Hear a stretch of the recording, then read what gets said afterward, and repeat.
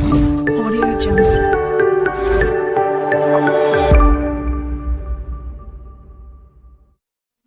Hello my dear friend and my dear student, मेरे इस YouTube channel political science by doctor Anand Singh में आप सभी लोगों का स्वागत।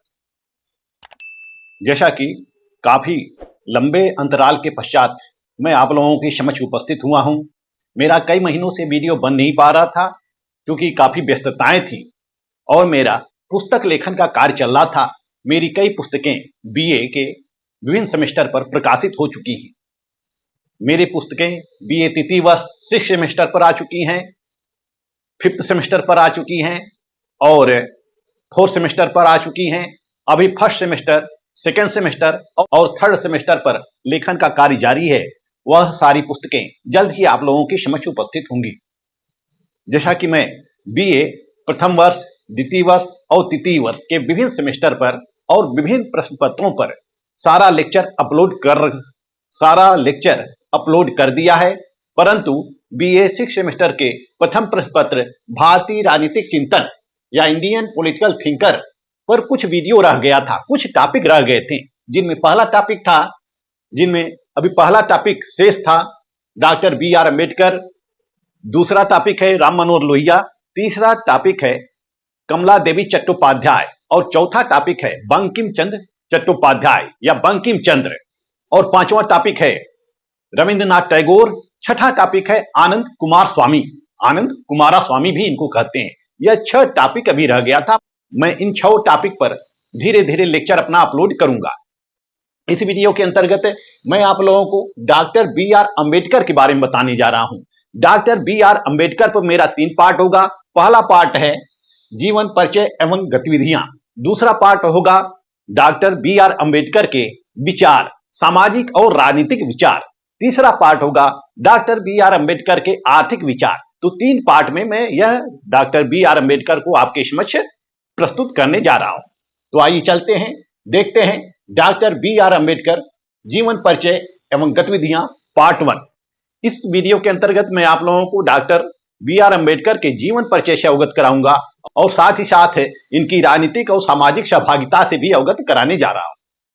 इस वीडियो में हम डॉक्टर बी.आर. अम्बेडकर के बारे में पूरी सच्चाई जानेंगे कि डॉक्टर बी.आर. अम्बेडकर कौन थे, क्या थे और उन्होंने क्या क्या किया, अपने जीवन काल में उन्होंने क्या क्या किया। तो आइए चलते हैं, शुरू करते हैं doctor B R. Ambedkar. Doctor B R. Ambedkar का जन्म 14 अप्रैल, इनका जन्म कब होता है? 14 अप्रैल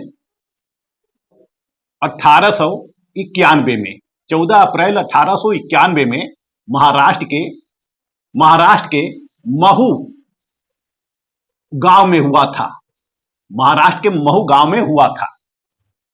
यह जो महू गांव है, यह उस समय मध्य प्रांत का हिस्सा था और ब्रिटिश प्रांत का हिस्सा था। यह महाराष्ट्र में पड़ता है, यह महाराष्ट्र में पड़ता था, परंतु वर्तमान में यह मध्य प्रदेश में आ गया है। यह मध्य प्रदेश में आ गया है और महू जो थी वह सैन्य छावनी थी। महू जो थी वह सैन्य छावनी थी।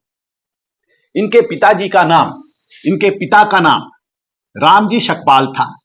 रामजी शकपाल था और माता का नाम भीमाबाई था। भीमाबाई।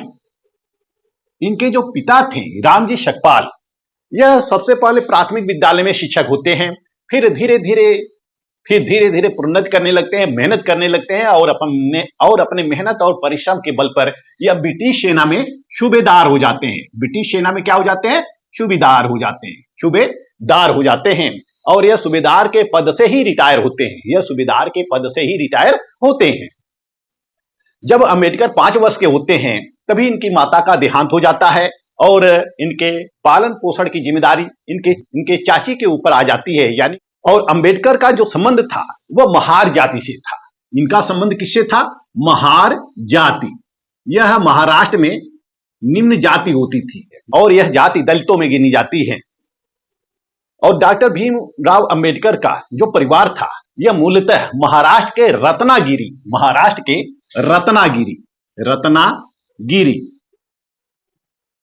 के आंबडवे गांव का रहने वाला था। इनका परिवार महाराष्ट्र के रत्नागिरी के आंबडवे गांव का रहने वाला था। अंबेडकर के बचपन का नाम भीमा था। या इनको भीवा भी कहा जाता था, भीवा भी कहा जाता था, भीमा भीवा कहा जाता था। इनके पिता रामजी शकपाल ने डॉक्टर भीमराव अंबेडकर का नाम 7 नवंबर 1890 में महाराष्ट्र के सतारा में इनका नाम भीवा रामजी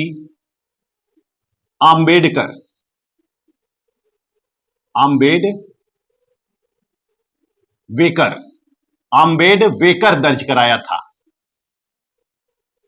भीवा रामजी आम्बेडवेकर दर्ज कराया था। चूंकि अंबेडकर का परिवार मूल रूप से आम्बेडवे रहने वाला था, इसलिए अपने गांव के नाम पर इनका नाम आम्बेडवेकर पड़ गया था। बाद में एक ब्राह्मण शिक्षक होते हैं कृष्णा केशव अंबेडकर। बाद में इनके एक ब्राह्मण शिक्षक होते हैं कृष्णा केशव अंबेडकर, और अंबेडकर ने इनके नाम आम्बेडवेकर को हटाकर अपना उपनाम जोड़ दिया, यानी कि अंबेडकर जोड़ दिया, जिसको बाद में अंबेडकर कहा जाने लगा। इस तरह से डॉक्टर भीमराव अंबेडकर को अंबेडकर नाम मिल जाता है और यह अंबेडकर के नाम से जाने लगते हैं। फिर 1897 में इनका परिवार मुंबई आकर बस गया। 1897 में इनका परिवार कहां आ गया? मुंबई आ गया। और इनके पिता ने मुंबई के ही कॉलेज में, एल्फिंस्टन कॉलेज में अंबेडकर का एडमिशन करा दिया। और 1907 में इन्होंने मैट्रिक की परीक्षा उत्तीर्ण की।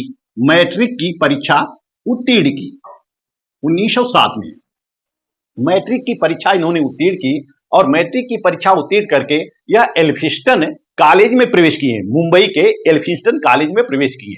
फिर 1912 में इन्होंने बॉम्बे विश्वविद्यालय यानी कि एल्फिंस्टन कॉलेज से ही, जो कि बॉम्बे विश्वविद्यालय से संबंधित था, बॉम्बे विश्वविद्यालय से संबद्ध था।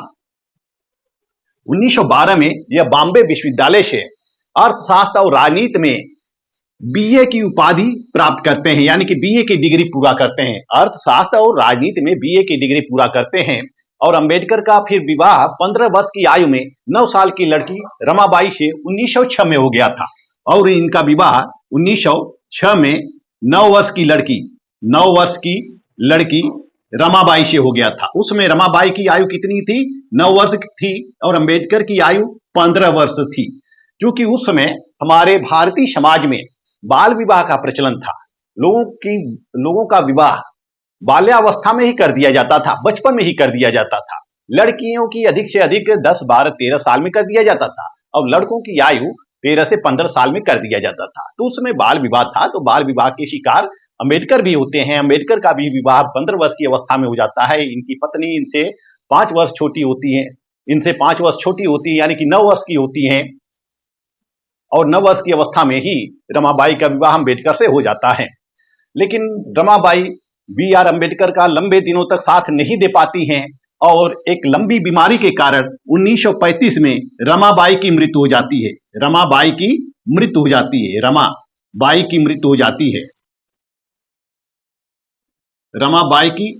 हो जाती है एक लंबी बीमारी के कारण। तो हमने बताया आपको कि 1912 में बॉम्बे विश्वविद्यालय से या बीए की डिग्री प्राप्त करते हैं। 1912 में बॉम्बे विश्वविद्यालय से, एल्फिंस्टन कॉलेज से या बीए की डिग्री प्राप्त करते हैं। किस विषय में? राजनीति में और अर्थशास्त्र में। फिर 1913 में इनके पिता की भी मृत्यु हो जाती है। इनकी माता की मृत्यु तो हो ही चुकी थी। माता की मृत्यु 5 वर्ष की अवस्था में हो चुकी थी। 1913 में पिता की भी मृत्यु हो जाती है। जब 1913 में इनके पिता की मृत्यु हो जाती है, तो इनके समक्ष पढ़ाई लिखाई का संकट उत्पन्न हो जाता है। और यह पढ़ना चाहते हैं, बी.आर. अंबेडकर पढ़ना चाहते हैं। उसमें बड़ौदा के राजा सयाजी राव गायकवाड़ के द्वारा एक छात्रवृत्ति प्रदान की जाती थी। एक योजना के तहत गरीब बच्चों को पढ़ने के लिए, विदेश पढ़ने के लिए एक छात्रवृत्ति उपलब्ध की जाती थी। 3 वर्ष के लिए छात्रवृत्ति दी जाती थी, और अंबेडकर ने भी यह छात्रवृत्ति प्राप्त करने में सफलता हासिल की।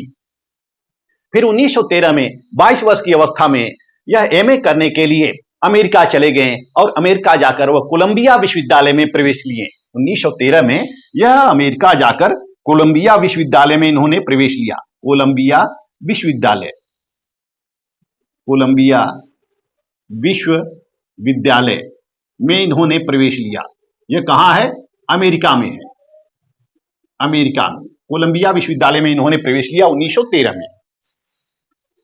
और 1915 में इन्होंने एमए की डिग्री प्राप्त की। कोलंबिया विश्वविद्यालय से 1915 में इन्होंने एमए की डिग्री प्राप्त की और इस दौरान उन्होंने अपने दो शोध कार्य प्रस्तुत किए। पहला शोध पत्र था इनका, पहला शोध था Indian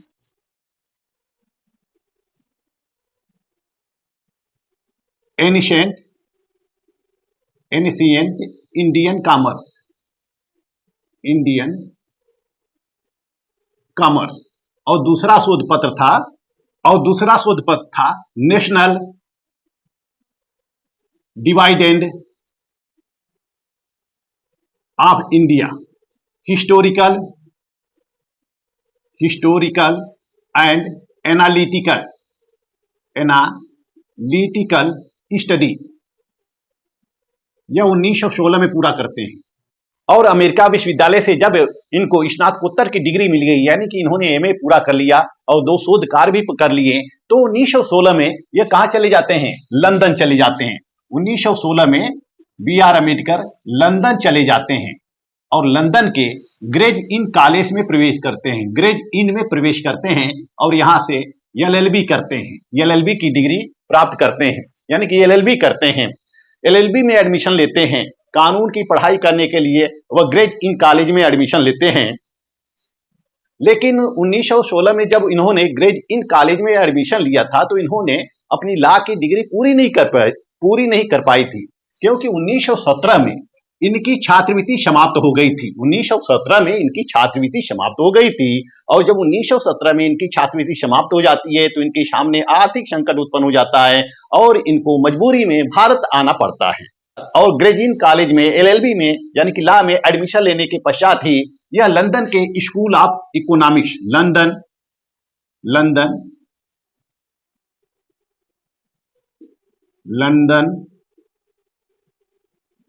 school of economics, London school of economics में यह प्रवेश लेते हैं और अर्थशास्त्र पर पीएचडी करने का काम शुरू कर देते हैं। अर्थशास्त्र पर इन्होंने पीएचडी करने का कार्य शुरू किया। लेकिन जैसा कि हमने बताया आपको कि 1917 में इनकी छात्रवृत्ति समाप्त हो जाती है और भारत आ जाते हैं। यह कब आते हैं? भारत 1917 में भारत आ जाते हैं। और जब 1917 में भारत आ जाते हैं तो जैसा कि 1917 में जब भारत आ जाते हैं तो बड़ौदा राज्य में यह सेना में सचिव हो जाते हैं। सैन्य सचिव हो जाते हैं। और बड़ौदा राज्य में यह सेना में सचिव के पद पर कार्य करने लगते हैं। जैसा कि यह तय हुआ था कि छात्रवृत्ति मिलने के पश्चात, पढ़ाई पूरी होने के पश्चात ये 10 वर्ष तक बड़ौदा राज्य की सेवा करेंगे। तो 1917 में यह जब भारत आते हैं तो बड़ौदा राज्य में सचिव के पद पर नियुक्त हो जाते हैं और यह सेवा करने लगते हैं, बड़ौदा राज्य में सेवा करने लगते हैं। लेकिन वह अधिक दिनों तक सेवा नहीं कर पाते हैं, क्योंकि जैसा कि उस समय हमारे सामाजिक व्यवस्था में भेदभाव की समस्या मौजूद थी और डॉक्टर अंबेडकर को भी भेदभाव की समस्या से शिकार होना पड़ता है। इनके साथ भी बड़ौदा राज्य में उस सेना में भेदभाव किया जाता है।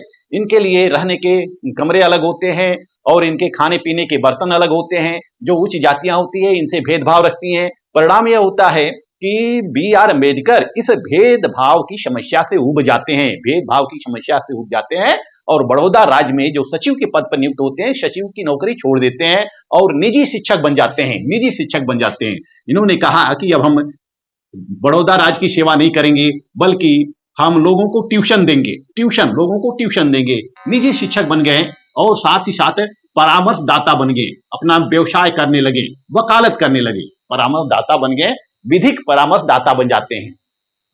लेकिन यह व्यवसाय भी डॉक्टर बी.आर. अम्बेडकर का अधिक दिनों तक नहीं चल पाता है, क्योंकि जैसा कि हमने बताया कि अस्पृश्यता की समस्या होती है, छुआछूत की समस्या होती है, भेदभाव की समस्या होती है, जातिपात की समस्या होती है, तो इनका यह व्यवसाय अधिक दिनों तक नहीं चल पाया था, क्योंकि जो बड़ी जात के लोग होते हैं इनको ट्यूटर के रूप में रखना पसंद नहीं करते हैं, इनसे विधिक सहायता लेना पसंद नहीं करते हैं, और उसमें जो दलित समुदाय होता है वह अशिक्षित होता है और वह भी और उसमें भी सामाजिक असमानता व्याप्त होती है, इतना पढ़ा लिखा नहीं होता है कि वह अम्बेडकर की सेवाएं ले पाए।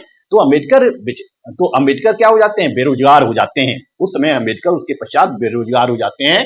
फिर अपने एक मित्र लॉर्ड सिडनेम, इनका एक अंग्रेजी मित्र होता है लॉर्ड सिडनेम की सिफारिश पर बी आर अम्बेडकर को Mumbai college of commerce and economics में प्रोफेसर की नौकरी मिल जाती है। Mumbai college of commerce and economics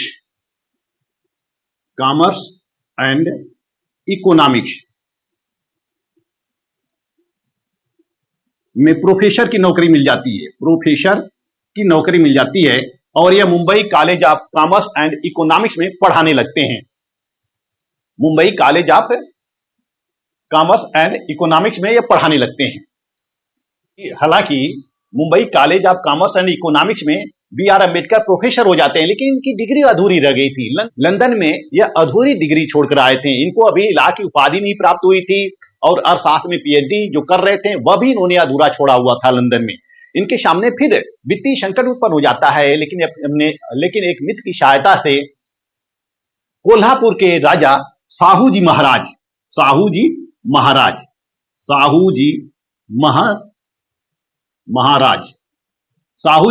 Kolhapur के राजा होते हैं। साहू जी महाराज से यह छात्रवृत्ति प्राप्त करते हैं और छात्रवृत्ति प्राप्त करके यह फिर इंग्लैंड चले जाते हैं। कहां? इंग्लैंड चले जाते हैं। छात्रवृत्ति किससे प्राप्त की थी? साहू जी महाराज से यह छात्रवृत्ति प्राप्त करते हैं, फिर इंग्लैंड चले जाते हैं और इंग्लैंड जाकर अपनी लॉ की डिग्री पूरी करते हैं और शास्त्र में पीएचडी की डिग्री पूरी करते हैं और 1922 में यह ग्रेज इन कॉलेज से लॉ की उपाधि प्राप्त करते हैं और 1923 में यह अर्थशास्त्र से पीएचडी की उपाधि प्राप्त करते हैं। और यह जो 1923 में इन्होंने अर्थशास्त्र के ऊपर पीएचडी लिखी थी, इस पीएचडी का शीर्षक था the problem of rupees, its origin and its solution. फिर 1923 में doctor B R Ambedkar Bharat आ जाते हैं 1923 में, और 1923 तक इनकी पूरी पढ़ाई लिखाई कंप्लीट हो चुकी थी। अब 1923 से यह भारत आ जाते हैं और भारत में आकर यह वकालत करने लगते हैं। बंबई के न्यायालय में यह वकालत करने लगते हैं। 1923 से ही वकालत करने लगते हैं।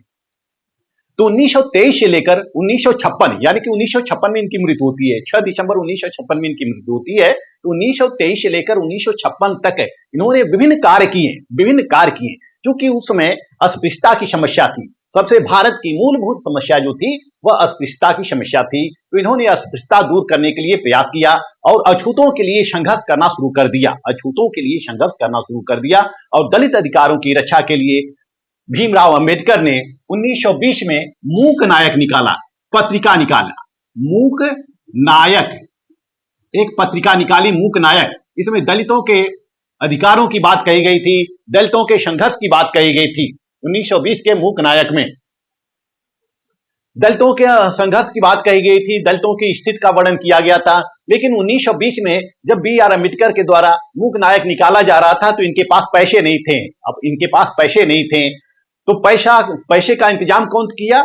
छत्रपति साहू जी महाराज के द्वारा इनके लिए पैसे का इंतजाम किया गया और 25,000 रुपए की आर्थिक सहायता दी गई। और इसी 25,000 रुपए से डॉक्टर बी आर अम्बेडकर ने 1920 में मूक नायक निकालना शुरू किया। इन्होंने मूक नायक निकाला, बहिष्कृत भारत निकाला, ये सारी पत्रिकाएं हैं। बहिष्कृत भारत निकाला, समता निकाला, प्रबुद्ध भारत निकाला और जनता जैसी 5 पत्रिकाएं इन्होंने निकालनी शुरू कर दी। सामाजिक समस्याओं के संदर्भ में 5 पत्रिकाएं निकालनी शुरू कर दी। और 1925 में इनको ब्रिटिश सरकार के द्वारा साइमन कमीशन में सुझाव देने के लिए नियुक्त किया गया था। 1925 में ब्रिटिश सरकार के द्वारा इनको साइमन कमीशन में सुझाव देने के लिए नियुक्त किया गया। जैसा कि 1927 में साइमन कमीशन का गठन हो जाता है और 1928 में साइमन कमीशन भारत आता है। तो 1900 साइमन कमीशन की जो रिपोर्ट होती है वह बहुत कुछ बी आर अम्बेडकर से प्रभावित थी। बी आर अम्बेडकर ने अपने परामर्श, अपने सुझाव लिखकर ब्रिटिश सरकार को दे दिए थे, जिसको साइमन कमीशन में एक्सेप्ट किया गया था। फिर 1927 में डॉक्टर भीमराव अंबेडकर अछूतों के लिए व्यापक पैमाने पर संघर्ष करते हैं। अछूतों के लिए व्यापक पैमाने पर संघर्ष करते हैं। यह महाराष्ट्र में महद आंदोलन चलाते हैं। महद आंदोलन या महाड़ आंदोलन चलाते हैं 1927 में। महाड़ आंदोलन, महाड़ आंदोलन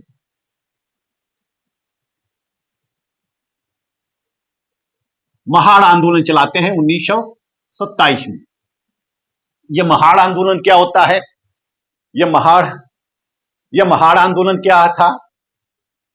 इसको हम महद आंदोलन भी कहते हैं या चावदार तालाब सत्याग्रह के नाम से जानते हैं। चावदार तालाब सत्याग्रह के नाम से जानते हैं। यह 20 मार्च 1927 को शुरू हुआ था। यह 20 मार्च 1927 को शुरू हुआ था।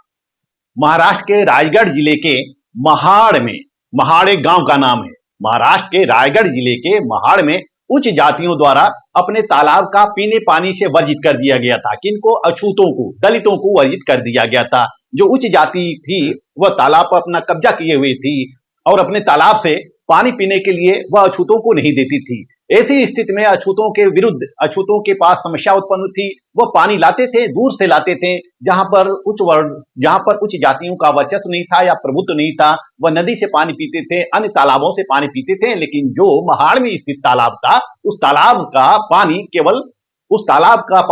तालाब के पानी का उपयोग केवल सवर्ण जाति ही करती थी। तो ऐसे में 20 मार्च 1927 को बी आर अम्बेडकर के द्वारा महद आंदोलन चलाया गया। लेकिन महद आंदोलन के पीछे कुछ पृष्ठभूमि है, कुछ ऐसे कारण हैं जिनके कारण महद आंदोलन चलाया गया।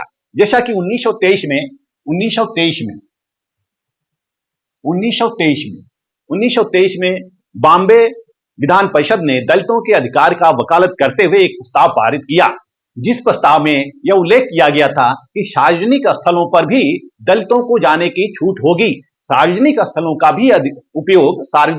का भी उपयोग दलितों के द्वारा किया जा सकता है। तो ऐसी स्थिति में 1923 में महाराष्ट्र विधान परिषद के द्वारा, यानी कि बॉम्बे विधान परिषद के द्वारा यह प्रस्ताव पारित किया जाता है, अधिनियम बनाया जाता है कि सार्वजनिक स्थल सभी के लिए खोल दिए जाएं। उस पर केवल सवर्णों का अधिकार नहीं होगा, बल्कि जितना सवर्णों का अधिकार है उतना दलितों का भी अधिकार होगा।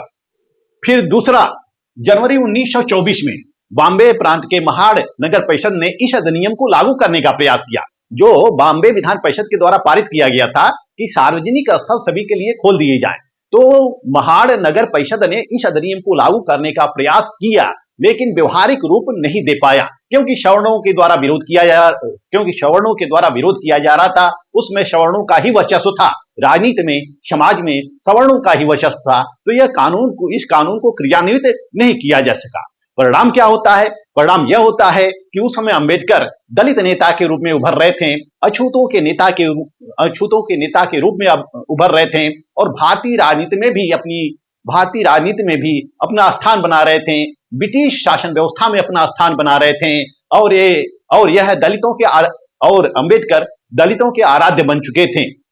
अब 20 मार्च 1927 को अंबेडकर लगभग 2500 दलितों को लेकर महाड़ के तालाब में पहुंचे, महाड़ तालाब पर पहुंचे और तालाब को चारों तरफ से घेर लिया। महाड़ तालाब पर पहुंचे और तालाब को चारों तरफ से उन्होंने घेर लिया। सवर्णों के द्वारा विरोध किया गया, लेकिन दलितों की संख्या अधिक थी और सवर्ण पीछे हट जाते हैं। अब परिणाम क्या होता है कि सारे दलित जो होते हैं, सबसे पहले बी आर अम्बेडकर तालाब में घुस जाते हैं और पानी निकाल लेते हैं और पानी का सेवन करते हैं और यहाँ महाड़ आंदोलन को सफलता मिलती है और महाड़ तालाब सबके लिए खोल दिए जाते हैं। सभी लोग उस तालाब के पानी का उपयोग करने लगते हैं। फिर दूसरी घटना होती है 25 दिसंबर 1927 में। 25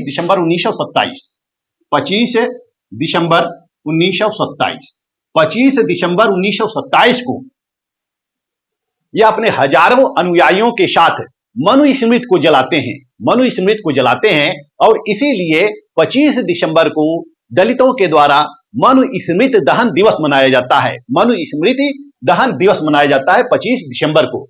और जैसा कि पिछली साल भी 25 दिसंबर को मनु स्मृति दहन दिवस मनाया गया था, यही कारण था कि 25 दिसंबर 1927 को अंबेडकर के द्वारा और अंबेडकर के हजारों अनुयायियों के द्वारा मनु स्मृति को जलाया जाता है। मनु स्मृति को सामाजिक असमानता का जिम्मेदार बताया जाता है, छुआछूत, असमानता, जाति प्रथा का जिम्मेदार बताया जाता है। और जितनी भी असमानताएं व्याप्त हैं, जितनी भी असमानताएं व्याप्त हैं, वो सारी असमानताएं, सारी विषमताओं का जिम्मेवार किसको माना जाता था? मनु स्मृति को माना जाता है। इसलिए अंबेडकर के द्वारा मनु स्मृति को जला दिया जाता है। फिर देखते हैं डॉक्टर BR अम्बेडकर के द्वारा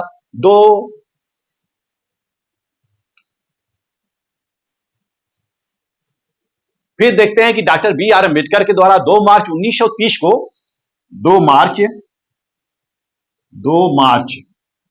1930 को नासिक के काला राम मंदिर की घटना होती है। काला राम मंदिर की घटना होती है।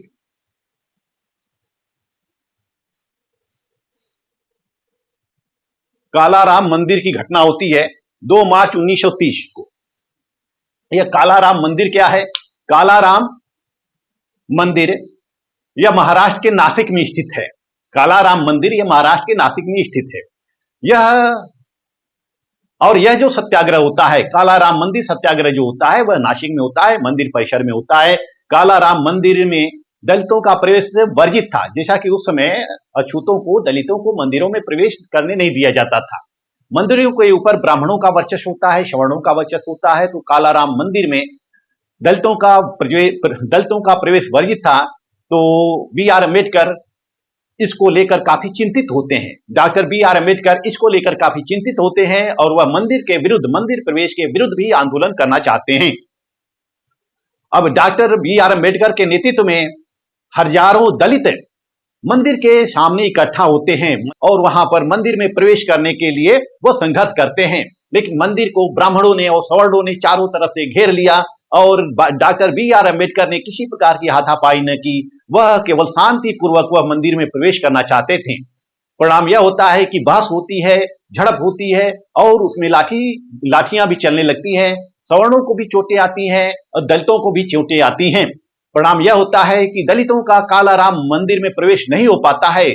झगड़े के बावजूद भी, संघर्ष के बावजूद भी प्रवेश नहीं हो पाता है और यह आंदोलन लगभग 6 वर्षों तक चलता रहता है। 6 वर्षों तक काला राम मंदिर आंदोलन चलता रहता है। 6 वर्षों तक काला राम मंदिर आंदोलन चलता रहता है और 6 वर्षों के संघर्षों के उपरांत भी मंदिर के द्वार दलितों के लिए नहीं खोले जा सके थे। परिणाम यह होता है कि 3 अक्टूबर 1935 को 3 अक्टूबर 1935 को डॉक्टर BR अम्बेडकर धर्म परिवर्तन की घोषणा कर देते हैं। धर्म परिवर्तन की घोषणा।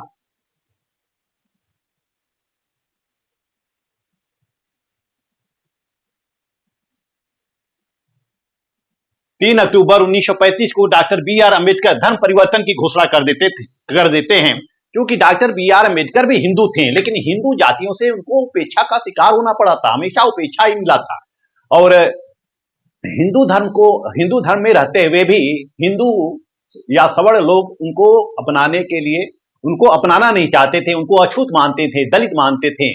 उनको अनेक प्रकार के हिंदू कर्म कांडों से दूर रखा गया था। तो वह हिंदू धर्म से निराश हो जाते हैं और वह धर्म परिवर्तन की घोषणा कर देते हैं। 13 अक्टूबर 1935 को वह नासिक में अपने अनुयायियों का एक सम्मेलन बुलाते हैं, विशाल सम्मेलन बुलाते हैं। नासिक के एवला स्थान पर, जहां उनका सम्मेलन हुआ था और जहां उन्होंने धर्म परिवर्तन की घोषणा की थी, वह एवला स्थान है। महाराष्ट्र के एवला में हजारों कार्यकर्ता इकट्ठा होते हैं, हजारों दलित इकट्ठा होते हैं और इसमें डॉक्टर भीमराव अंबेडकर कहते हैं कि मैं एक अछूत हिंदू के रूप में पैदा हुआ हूं, परंतु एक हिंदू के रूप में हरगिज नहीं मरूंगा। मैं अछूत हिंदू के रूप में पैदा हुआ हूं, लेकिन एक हिंदू के रूप में नहीं मरूंगा। इसके पश्चात डॉक्टर BR अम्बेडकर 21 वर्षों तक विभिन्न धर्मों का अध्ययन करने लगते हैं। वह ईसाई धर्म का अध्ययन करते हैं, बौद्ध धर्म का अध्ययन करते हैं, इस्लाम धर्म का अध्ययन करते हैं। और इस अध्ययन काल के दौरान उनको विभिन्न इस्लाम धर्म के अनुयायियों से या इस्लाम धर्म से और ईसाई धर्म से उनको प्रस्ताव आता है कि कुछ मौलवी कहते हैं कि आप इस्लाम धर्म को स्वीकार कर लें, कुछ पादरी कहते हैं कि आप ईसाई धर्म को स्वीकार कर लें। लेकिन न तो उनको इस्लाम धर्म अच्छा लगा, न ईसाई धर्म अच्छा लगा। अंततः उनको बौद्ध धर्म अच्छा लगा, और 14 अक्टूबर 1956 को 14 अक्टूबर 1956 को उन्होंने नागपुर में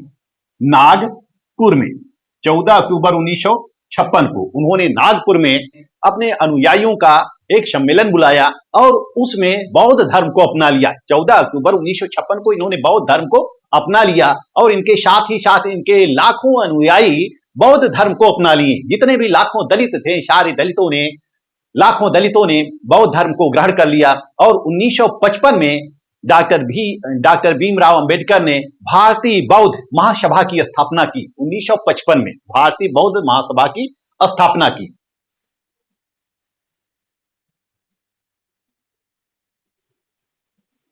इसका आप स्क्रीनशॉट ले सकते हैं। अब जगह नहीं बची है कि इस पर मैं लिखूं, अब इसको मैं क्लीन कर रहा हूं।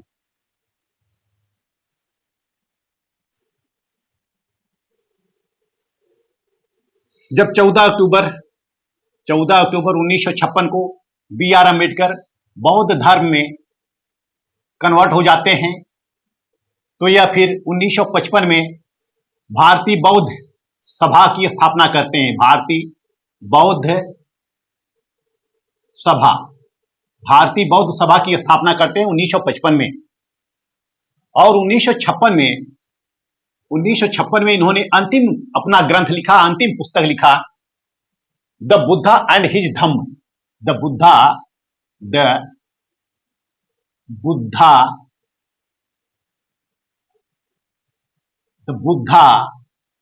And his Dhamma. Buddha and his Dhamma, इनकी यह अंतिम किताब होती है, अंतिम पुस्तक होती है। फिर 6 दिसंबर 1956 को जैसा कि इनकी मृत्यु हो जाती है, तो इनकी अंतिम पुस्तक होती है द बुद्धा एंड हिज धम्म। अब आइए देखते हैं पूना पैक्ट 1932 में। पूना पैक्ट में भी इनकी सक्रिय भूमिका होती है। पूना पैक्ट को 1932 में होता है। यह गांधी और अंबेडकर के बीच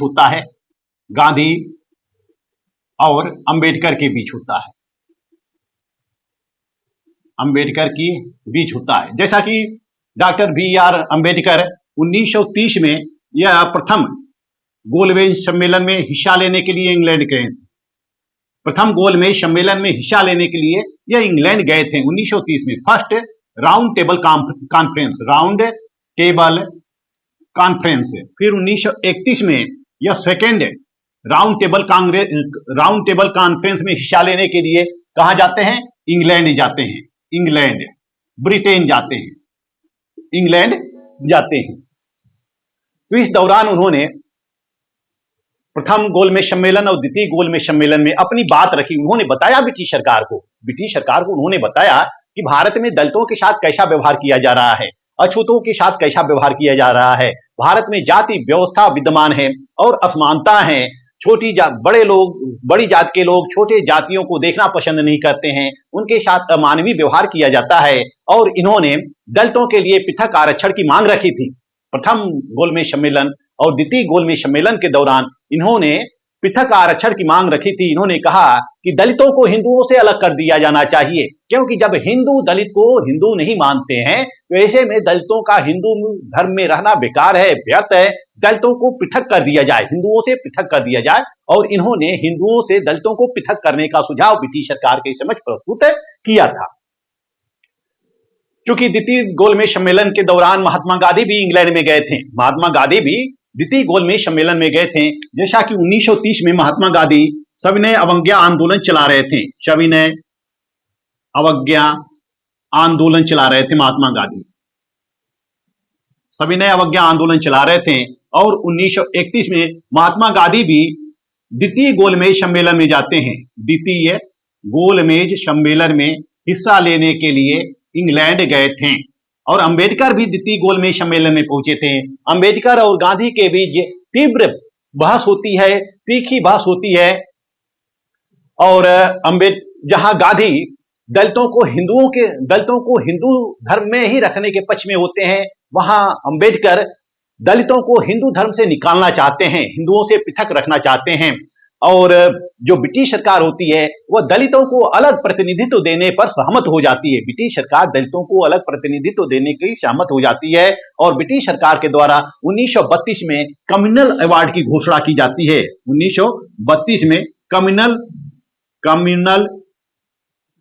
अवार्ड, जिसको कहते हैं सांप्रदायिक पंचायत, यानी कि दलितों को अलग प्रतिनिधित्व देने की मांग की जाती है, हिंदुओं से अलग प्रतिनिधित्व देने से मांग की जाती है। हिंदू धर्म में हिंदुओं के अंतर्गत नहीं, हिंदुओं से अलग प्रतिनिधित्व की मांग की जाती है अंबेडकर के द्वारा और ब्रिटिश सरकार इसको पूरा करने की घोषणा कर देती है। सांप्रदायिक पंचायत कम्युनल अवार्ड पूरा कर देती है और इसमें दलितों के लिए 78 सीटें आरक्षित की जाती हैं। 78 सीटें आरक्षित की जाती हैं दलितों के लिए। महात्मा गांधी जब 1932 में इंग्लैंड से वापस भारत आते हैं तो उसमें भारत के वायसराय बदल चुके थे। सविनय अवज्ञा आंदोलन के दौरान भारत का वायसराय लॉर्ड इरविन था, परंतु अब 1932 में लॉर्ड इरविन की जगह पर लॉर्ड विलिंगटन आ जाता है। और जब लॉर्ड विलिंगटन आ जाता है तो वह गांधी इरविन के बीच हुए समझौतों को भंग कर देता है। वह समझौतों को स्वीकार नहीं करता है। फिर लॉर्ड विलिंगटन के द्वारा जहां जहां सभा हो जाती है, लाठियां चलने लगती हैं, गोलियां चलने लगती है, महात्मा गांधी फिर से आंदोलन चलाना शुरू कर देते हैं और महात्मा गांधी को 1932 में गिरफ्तार करके पुणे के यरवदा जेल में भेज दिया जाता है। पुणे के यरवदा जेल में इनको भेज दिया जाता है और महात्मा गांधी यरवदा जेल में बंद होते हैं। ये यरवदा जेल में बंद होते हैं। महात्मा गांधी नहीं चाहते थे कि यह सांप्रदायिक पंचायत लागू हो। महात्मा गांधी नहीं चाहते थे कि सांप्रदायिक पंचायत लागू हो। वह गांधी चाहते थे कि दलितों को हिंदुओं के अंतर्गत ही रखा जाए और हिंदुओं में ही उनको पृथक आरक्षण दे दिया जाए। दलितों को पृथक आरक्षण मतलब कहने का आशय यह है कि अंबेडकर चाहते थे कि दलित हिंदू से कट जाएं, उनके लिए पृथक आरक्षण किया जाए, वो अलग समुदाय हो। गांधी चाहते थे कि नहीं, हिंदुओं के अंतर्गत ही दलितों को आरक्षण दिया जाए। तो अंबेडकर स्वीकार करने के पक्ष में नहीं थे। गांधी जी अपने बात पर अडिग होते हैं और गांधी जी जेल में अनशन कर देते हैं और वह मरणासन स्थिति में पहुंच जाते हैं और देश में भारी दबाव बनने लगता है अंबेडकर के ऊपर कि वह गांधी के बातों को मान लें। अंबेडकर भी गांधी के बातों को मानने के लिए वह यरवदा जेल में पहुंचते हैं। अंबेडकर नहीं चाहते थे कि गांधी का मरने की जिम्मेदारी या उत्तरदायित्व उनके सिर पर आ जाए, इसलिए वह यरवदा जेल में जाते हैं, महात्मा गांधी से मिलते हैं, बातचीत होती है, दोनों की लंबी बातचीत होती है और महात्मा और B.R. अम्बेडकर सहमत हो जाते हैं, गांधी की बातों से सहमत हो जाते हैं, क्योंकि नहीं चाहते थे कि मेरी छोटी सी बात के लिए गांधी की मृत्यु हो जाए।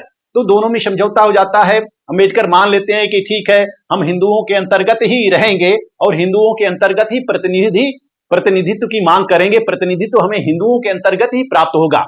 अब जैसा कि पहले 78 सीटें मिली हुई थी, अब B.R. अम्बेडकर को 148 सीटें मिल जाती, 148 सीटें मिल जाती हैं, 148 सीटें मिल जाती हैं हिंदुओं के अंतर्गत ही। वह समझौते को स्वीकार तो कर लेते हैं लेकिन सीटों की संख्या में वृद्धि कर देते हैं और इसी समझौते को पूना पैक्ट के नाम से जाना जाता है, पूना समझौता के नाम से जाना जाता है। इस तरह से पूना पैक्ट जो होता है वह समझौता तो किया जाता है लेकिन अम्बेडकर सहमत नहीं होते, समझौता कर लेते हैं लेकिन बेमन से करते हैं, एक भारी दबाव के कारण करते हैं। आइए अब जानते हैं अम्बेडकर का राजनीतिक जीवन,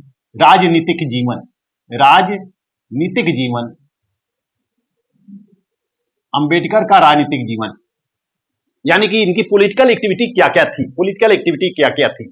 जैसा कि B.R. अम्बेडकर 1926 से लेकर 1936 तक यह बॉम्बे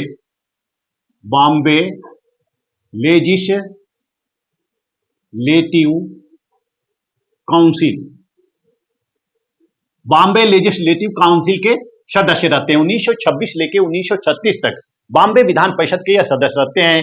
फिर 1936 में बी आर अम्बेडकर के द्वारा स्वतंत्र पार्टी की स्थापना की जाती है। तो 1937 में जो प्रांतीय चुनाव होता है, 1935 के भारतीय शासन अधिनियम के अंतर्गत 1937 में जो पहली बार प्रांतीय विधान परिषदों के लिए ब्रिटिश सरकार के द्वारा चुनाव कराया जाता है, उस चुनाव में यह केंद्रीय विधानसभा चुनाव में 13 सीटें जीतते हैं। 13 सीट जीतते हैं। स्वतंत्र पार्टी कितनी सीट प्राप्त करती है? 13 सीट प्राप्त करती है।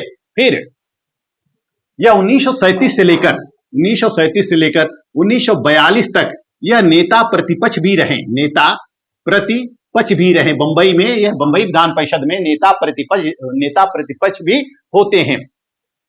फिर 1952 में यह बंबई से चुनाव लड़ते हैं। बंबई से चुनाव लड़ते हैं लेकिन हार जाते हैं।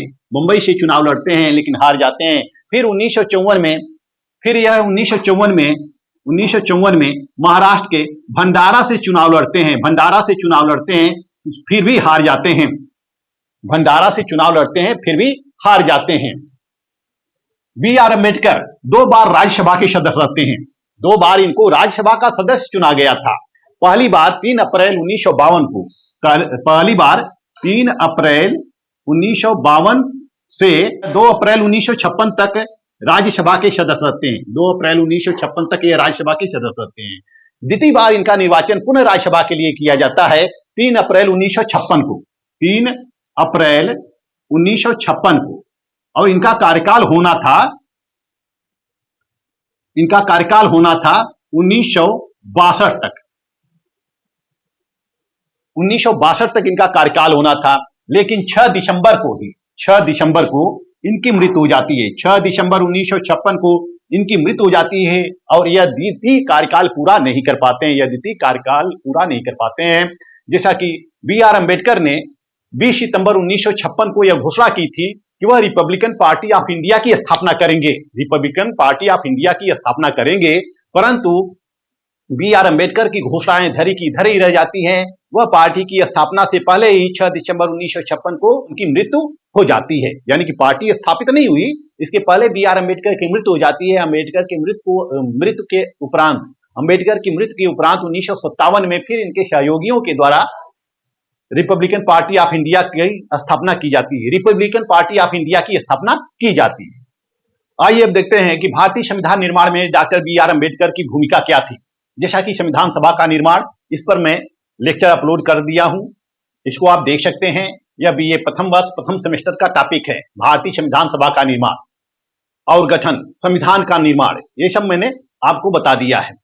संक्षिप्त रूप से मैं बताता हूं कि डॉक्टर बी आर अम्बेडकर का संविधान निर्माण में भूमिका क्या थी। तो जैसा कि हमारे संविधान सभा की प्रथम बैठक 9 दिसंबर 1946 को होती है, 9 दिसंबर 1946 को होती है और इस दिन डॉक्टर सच्चिदानंद सिन्हा को अस्थायी अध्यक्ष चुना जाता है। फिर 11 दिसंबर 1946 को डॉक्टर राजेंद्र प्रसाद को अस्थायी अध्यक्ष चुना जाता है, संविधान सभा का अस्थायी अध्यक्ष चुना जाता है। और 13 दिसंबर 1946 को जवाहरलाल नेहरू के द्वारा उद्देश्य प्रस्ताव प्रस्तुत किया जाता है।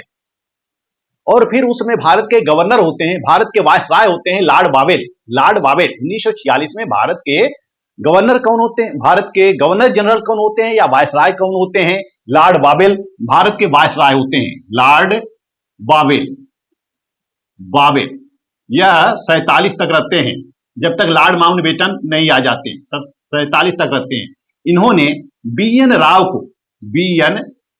को संविधान सभा का सलाहकार नियुक्त किया। लॉर्ड बावेल ने बेनिगल नरसिंह राव को संविधान सभा का सलाहकार नियुक्त किया और बी एन राव ने देश का संविधान तैयार करने के लिए एकदम सशक्त हो जाते हैं और वह अपनी कार्रवाई शुरू कर देते हैं। 60 देशों के संविधानों का वह अध्ययन करते हैं, विभिन्न देशों में घूमने के लिए भी जाते हैं और अंततः वह एक संविधान तैयार करते हैं जिसमें कि 240 अनुच्छेद रहता है, जिसमें कि लगभग 240 अनुच्छेद रहता है, 13 अनुसूचियां रहती हैं, 13 अनुसूचियां रहती हैं और 25 भाग रहता है। बी एन राव के संविधान में इतना ही इनका संविधान होता है। यानी कि पहला प्रारूप जो तैयार किया गया था संविधान का, वह बीएन राव बेनेगल नरसिंह राव के द्वारा तैयार किया जाता है। और यह फरवरी 1947 में यह संविधान सभा के समक्ष प्रस्तुत कर देते हैं। फरवरी 1947 तक यह संविधान सभा के समक्ष प्रस्तुत कर देते हैं। इस प्रारूप पर विचार विमर्श करने के लिए प्रारूप यानी कि मसौदा समिति या ड्राफ्ट कमेटी इस प्रारूप संविधान के इस प्रारूप पर विचार विमर्श करने के लिए 29 अगस्त 1947 को 29 अगस्त 1947 को एक प्रारूप समिति का गठन किया जाता है। प्रारूप समिति का गठन किया जाता है। एक प्रारूप समिति का गठन किया जाता है। इसके अध्यक्ष होते हैं डॉक्टर BR अम्बेडकर और 6 अन्य सदस्य भी होते हैं। और डॉक्टर BR अम्बेडकर ने अपने सदस्यों के सहयोग के द्वारा भारत का संविधान तैयार किया। उन्होंने साज सज्जा का काम किया, शिल्पकार का काम किया। इसीलिए डॉक्टर BR अम्बेडकर को भारत के संविधान का शिल्पी कहा जाता है या वास्तुकार कहा जाता है। फिर डॉक्टर BR अम्बेडकर के द्वारा 26 नवंबर 1949 को संविधान बनाकर तैयार कर दिया गया। इसी दिन 26 नवंबर 1949 को ही हमारा संविधान अंगीकृत, आत्मार्पित और अधिनियमित किया जाता है। फिर हमारा संविधान 26 जनवरी 1950 को लागू हो जाता है और हमारा भारत संपूर्ण प्रभुत्व संपन्न देश बन जाता है। 1948 में डॉक्टर BR अम्बेडकर मधुमेह की बीमारी से पीड़ित हो गए थे। 1948 में इनको डायबिटीज हो गया था और मुंबई के एक हॉस्पिटल में अपना इलाज करा रहे थे। उसी हॉस्पिटल में अपने इलाज के दौरान यह एक ब्राह्मण डॉक्टर से शादी कर लेते हैं जिनका नाम होता है सविता, डॉक्टर सविता से 1948 में यह शादी कर लेते हैं और 6 दिसंबर 1956 को इनका निधन हो जाता है। और 1990 में डॉक्टर BR अम्बेडकर को भारत रत्न के उपाधि से विभूषित किया जाता है। 1990 में भारत रत्न से विभूषित किया जाता है। वर्ष 2003 में डॉक्टर सविता का भी बीमारी के कारण निधन हो जाता है। तो इस वीडियो में मैंने आप लोगों को डॉक्टर BR अम्बेडकर का जीवन परिचय और विभिन्न गतिविधियों से अवगत कराया। डॉक्टर BR अम्बेडकर ने अपने जीवन काल में विभिन्न रचनाएं लिखी हैं और विभिन्न विचार भी दिए हैं, जिनको मैं नेक्स्ट पार्ट में बताऊंगा।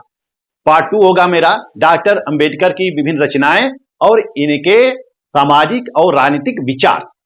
इस वीडियो में बस इतना ही। इस वीडियो में के अंतर्गत मैंने आप लोगों को वस्तु स्थिति से अवगत कराया, अम्बेडकर की सच्चाइयों से अवगत कराया, अम्बेडकर की गतिविधियों से अवगत कराया। नेक्स्ट वीडियो में मैं आप लोगों को अम्बेडकर की रचनाएं और इनके सामाजिक और राजनीतिक विचारों से अवगत कराऊंगा। मेरा वीडियो आपको अच्छा लगे तो मेरे चैनल को लाइक, सब्सक्राइब और शेयर करते रहिए। मिलते हैं नेक्स्ट वीडियो में, तब तक के लिए धन्यवाद।